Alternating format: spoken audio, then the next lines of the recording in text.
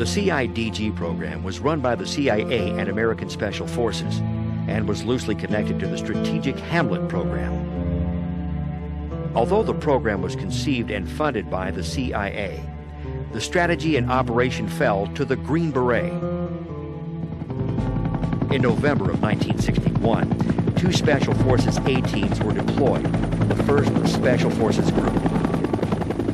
The A-team established a base in an area and began to win the trust of the local villagers.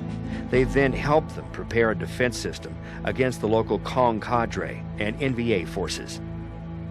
The Green Berets also recruited and trained local men to form a strike force designed to provide a full-time offensive force.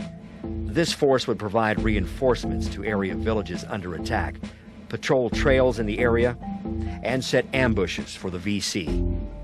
Once the SF had established an effective strike force, they would begin to organize and train village defenses. These groups received basic training in weapons handling and were taught to defend and fortify their homes. They fought only when their village was under attack. Each village was provided with a radio that allowed them to contact the Green Berets and the local strike force. The strategy was simple, the results remarkable, and the heroism of both the Green Berets and the mountain people unmatched. The degree of the heroism was demonstrated in places like Pleiku. They held out. But I think the guys at Pleiku saw it the worst.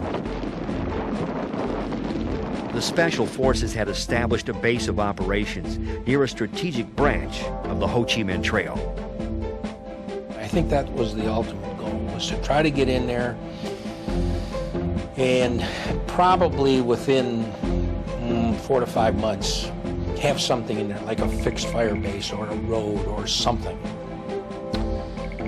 Well, we continued to gather intelligence, and we continued to get shot at.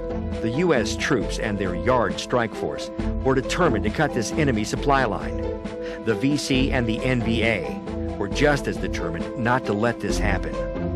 They had discipline, they wore uniforms, they would stand and fight. The Viet Cong and NVA regulars assaulted the Green Beret fire base with a fury unseen to date in the war.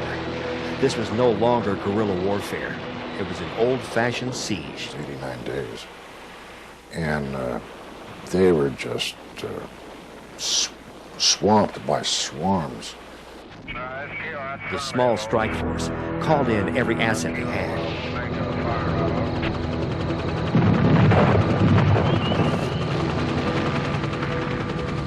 Roger, that's the target area there. Sure, roger.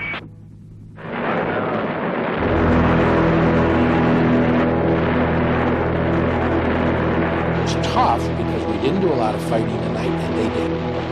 We would hunker in. We would go into defensive posture at night. We would ring in. We would tighten, gather the wagons. We would try to do the best we could, send out listening to posts, devices, be within earshot, do all this kind of stuff, flares. But no great assaults. We reacted. We weren't trained to fight at night. But they did. They were unstructured, and they did a hell of a job, and they would infiltrate, and they would get into our britches and in our face, unseen and unsighted and unsmelled, and blow our buns out. And when bad weather grounded their air support, they called on sheer guts alone to hold out. They were working with the Montagnards. They ran out of ammunition. And they're throwing rocks. They're throwing anything they could find. If there was a coat hanger on the ground, it got put to use. And they held out. They held out. That was nasty. But you're talking like, I can recall, I don't believe I slept for 2 months one time, if that's possible. I mean, I did lie down, hugging my weapon all the time. But if you can sleep with one eye open, I did it. It's just the idea when you see what I saw and all of these soldiers fighting gallantly. I mean, I don't want to get overly excited and teary, but these were kids. But it was a tough time. It was tough for everybody. Bloody and battered, the Green Beret and their Yard Strike Forces held out and broke the back of the assaulting Kong.